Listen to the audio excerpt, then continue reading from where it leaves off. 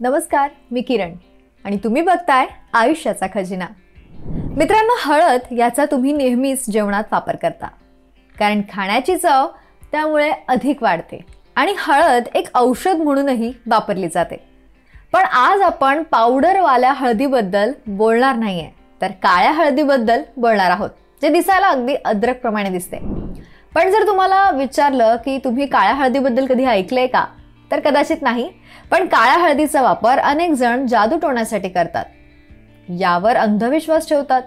पण मित्रांनो, आपण इथे कोणत्याही प्रकारच्या जादू टोणाला खतपाणी घालत नाहीये आणि या गोष्टी खऱ्या देखील नसतात.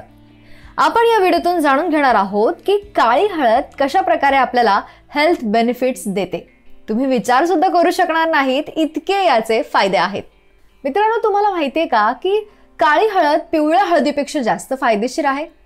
काळ्या हळदीमध्ये कर्क्युमिन अधिक प्रमाणात असतं आणि हेच महत्त्वाचं आहे. काळ्या हळदीत 14.6% कर्क्युमिन असतं. तर मित्रांनो, तुम्ही विचार करत असाल की काळ्या हळदीत कर्क्युमिन इतकं आहे तर ते आपल्याला किती फायदा देत असेल. पण खरा प्रश्न तर हा आहे की काळी हळद इतकी फायदेशीर आहे, मग आपण याचा वापर नेहमी का करत नाही.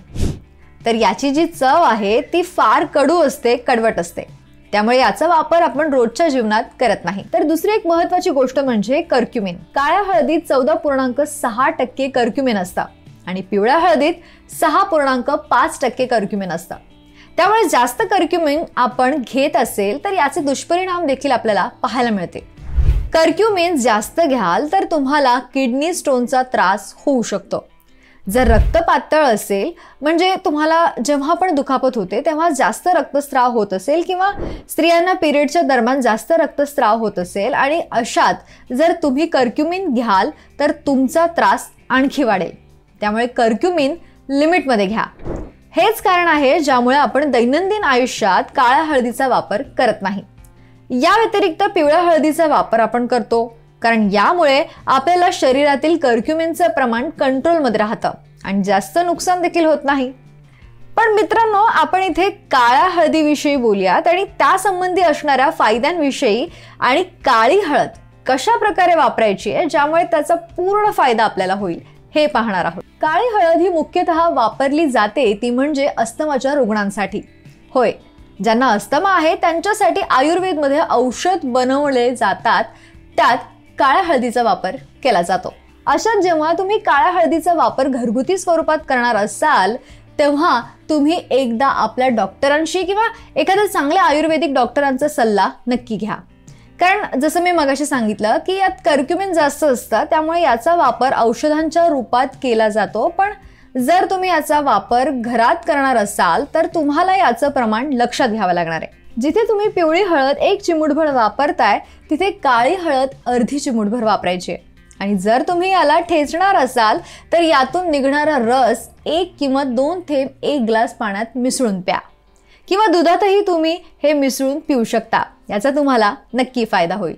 मित्रांनो, तुम्हाला हेही लक्षात ठेवायचंय की आम्ही तुम्हाला आधीच्या व्हिडिओत काळी मिरी आणि हळदीचे फायदे सांगितले होते, तसाच वापर काळ्या हळदीचा देखील करायचा आहे. फक्त याचं प्रमाण लक्षात ठेवून वापर करा.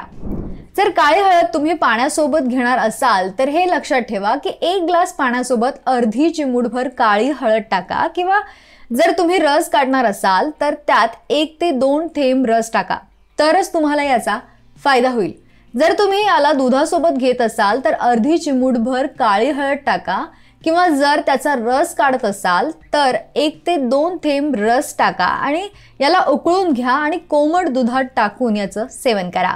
आता हे बघूयात की अस्थमाच्या व्यतिरिक्त आणखीन कशासाठी आपल्याला हे फायदेशीर ठरू शकतं ते. काळ्या हळदीची पेस्ट तुम्ही सांधेदुखीवर औषध म्हणून वापरू शकता. जर स्वेलिंग होत असेल तरी देखील तुम्ही याचा वापर करू शकता. आपल्या स्किनसाठी देखील तुम्ही याचा वापर करू शकता. जर तुमच्या त्वचेवरती दाणे झाले असतील, पिगमेंटेशनचा तुम्हाला त्रास असेल तर काळ्या हळदीची पेस्ट तयार करून फेस पॅक प्रमाणे देखील तुम्ही याचा वापर करू शकता.